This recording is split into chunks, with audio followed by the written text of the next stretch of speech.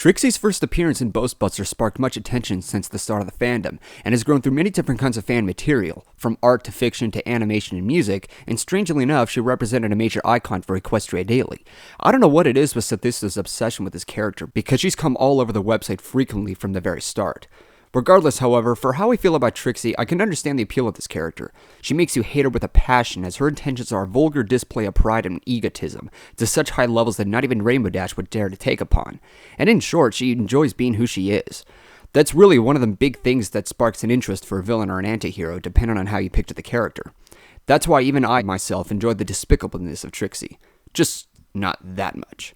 And like Princess Luna, every pony was expecting her appearance in a later episode, and 2 seasons later, it has finally happened with a vengeance in Magic Duel.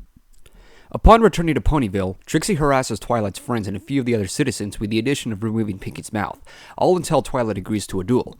In addition, Trixie wears a necklace that she bought from the start of the episode called the Alicorn Amulet, which gives her magical abilities over Twilight. Because of Twilight's loss, Trixie exiles her from Ponyville and summons a glass shield all over the town to prevent Twilight's return and everybody else's escape. Add to this, Trixie enslaves and abuses the town as the main 6 try a way to get back at her. Meanwhile, Twilight seeks help with Zacora in the Everfree Forest to overcome Trixie with their overtaking schemes. The rest of the main 6 seek info in Twilight's library and discover the details about the Alicorn Amulet. While giving her special powers, it also corrupts her with more and more magical abilities, and thus being more aggressive as shown throughout the episode. What's worse, it's locked on her neck until she decides to take it off. Within escape attempts, Fluttershy gets sent out from Ponyville to tell Twilight the information in the forest, and thus fight back and trick Trixie to take it off. I'm going to be fully honest with you and say that I was very disappointed the first time I finished it. There were several things I hoped for this episode would have, and suffice it to say, my expectations were completely different. On the contrary, when watching it more and more, I felt intrigued, just to the point where I just felt underwhelmed and just disappointed. I think it's one of those episodes I like more and more when I watch it, but I could be wrong. I'll first go over my issues with it from the first time I watched it. Firstly, the duel scenes weren't really duel scenes. From what I was expecting to be more of a wizard's battle that could have been like Celestia against Chrysalis in a Canterlot wedding, turns out to be just a show-off performance with what Emma Larson put together by a way of magic spells until there was an aging spell that defeated Twilight.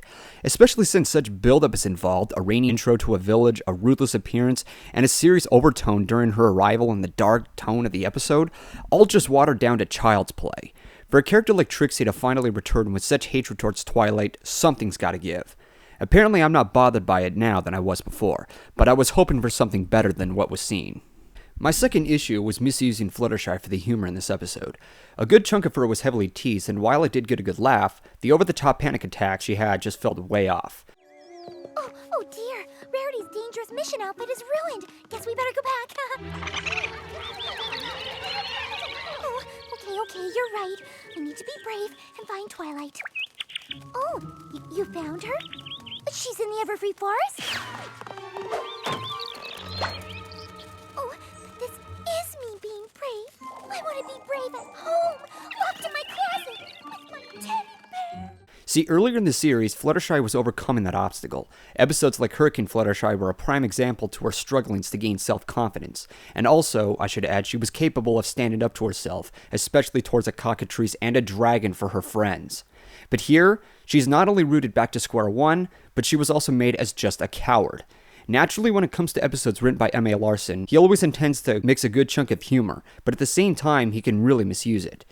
Now, don't take me wrongly, though. I especially enjoyed the good laugh when Fluttershy was being dragged to the Everfree Forest by her woodland friends, but let's just make sure a continuity is still in place next time. And lastly, one minor problem. Trixie's apology at the end was rather thought up at the last minute. If the whole point of this episode was to have Trixie redeem herself, then a better approach would have Twilight talk to Trixie maturely and have a closure for their rivalry. With the climactic scene with Twilight's second duel, that was a perfect time. The point of this character was to just not show off pride. Apparently, I didn't see any acknowledgement the slightest bit of that, and it truly bugs me. It was such a huge lackluster of a message, and it was a perfect use to have Trixie be more aware of her self-centered attitude to achieve this moral. Aside from my nitpicking though, there were plenty of things I admired in which helped raise the stakes of this episode. Snips and Snails acknowledged the wrongfulness of Trixie as she enslaved them to where they even admired that she was a fraud. I didn't think about these characters too often, and I found them to be nothing more than moronic cardboard cutouts. But where credit is due, they actually develop. While a few references to Larson's other episodes were thrown in, it additionally shows that some things haven't been forgotten on the show. Pinkie by getting her mouth at the end, and even with Twilight breaking the fourth wall, was just brilliant. Pinkie was formerly known to provide fourth wall jokes, and it's nice to see other characters get involved with that. Though I have to ask, how was Pinkie able to breathe in this episode since she has no mouth or nose for air circulation? But what I love the most was Zacora. Zacora is a zebra, or formerly what I see her as another earth pony. She has no horn to represent a unicorn, and yet she's capable of performing magic, which helps Twilight in the process. It's not just this episode, but in general about her. Even though she's represented as a mystical shaman, she offers a lot of support throughout the series by a way of breaking ground rules of what ponies are supposed to be only capable of. So while I was disappointed the first time I watched it, it's better off setting aside my expectations and seeing what the episode is really supposed to show us universally. Unfortunately, I want to like this episode, but I'm still underwhelmed with it. It's a good episode, but not a great one. Since now the Trixie's become a friend than a foe, or at least that's what the staff wants us to think, there will hopefully be more potential with this character than what we originally thought. But only time will tell since the rest of the episodes are still away. So until next time, this is Golden Fox, and wait, did you just trip? Oh, come on!